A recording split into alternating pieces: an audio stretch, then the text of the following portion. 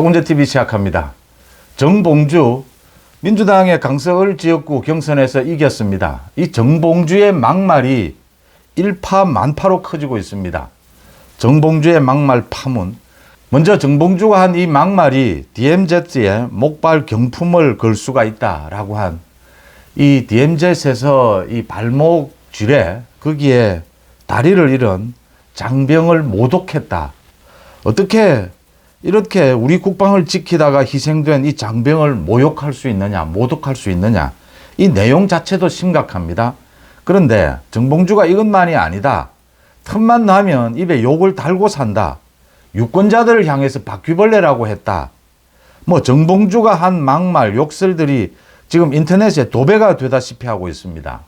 그 다음 정봉주가 이 일이 터지자 자신의 페이스북에 글을 올렸습니다. 정중히 사과드린다. 이 장병에게도 직접 사과를 했다. 정봉주가 이 막말을 퍼뜨렸을 당시에 2017년에 그 장병에게 사과를 했다라고 했습니다.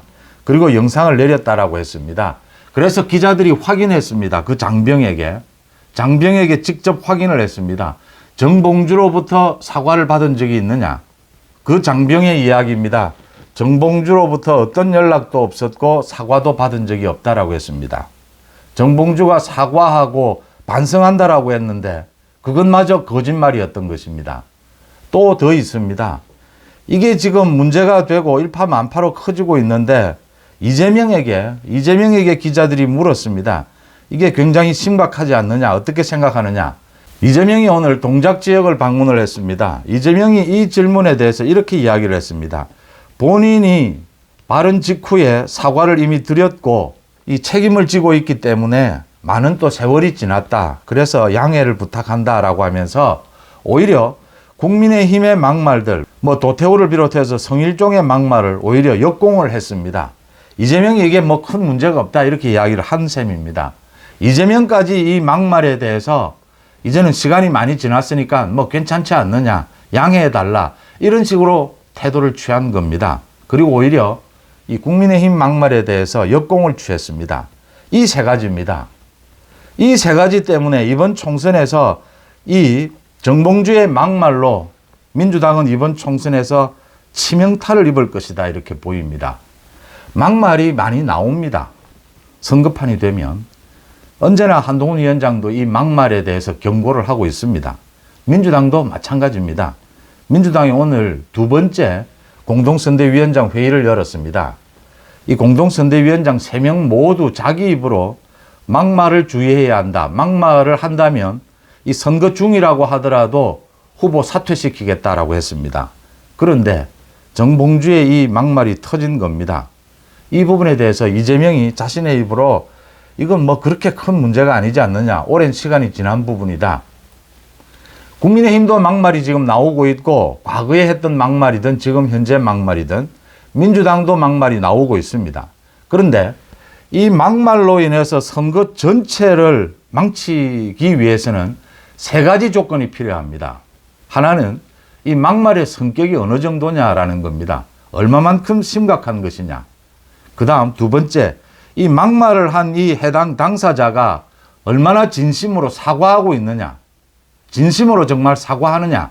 그래서 국민들이 저렇게까지 사과를 하고 책임을 지겠다면 국민들의 눈높이에 용서가 되느냐라는 부분입니다. 그 다음 세 번째, 이 막말에 대해서 당 지도부가 어떤 태도를 취하느냐입니다.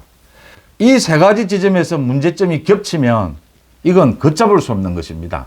일파만파로 커지는 것인데 정봉주 이 문제에서는 이 세 가지가 겹쳤습니다. 첫째, 정봉주의 막말은 지금 막말 대장경이다라는 이야기가 나올 정도입니다. 이게 DMZ에서 목발 경품, 이건 다리를 잃은 그 장병을 조롱하고 모욕하는 것입니다. 국군 장병을.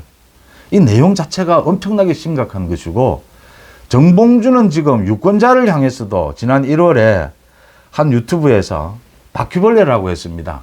진보든 보수든 이 바퀴벌레들이 나오는데 유권자에 대해서 바퀴벌레라고 했습니다. 욕설을 입에 담고 있고 언제나 협박을 입에 담고 있다. 이런 가벼운 언행, 그래서 막말 대장경이다 라고 이름이 붙여졌습니다. 이 정봉주의 막말은 상상을 초월하는 것이다. 그 다음 두 번째, 이 막말을 하고 난 다음에 사과를 했다라고 했는데 이게 거짓말이었습니다. 장병에게 직접 사과를 했다라고 자기 입으로 이야기를 했는데 장병은 연락을 받은 적도 없고 당연히 사과를 받은 적도 없다라고 했습니다.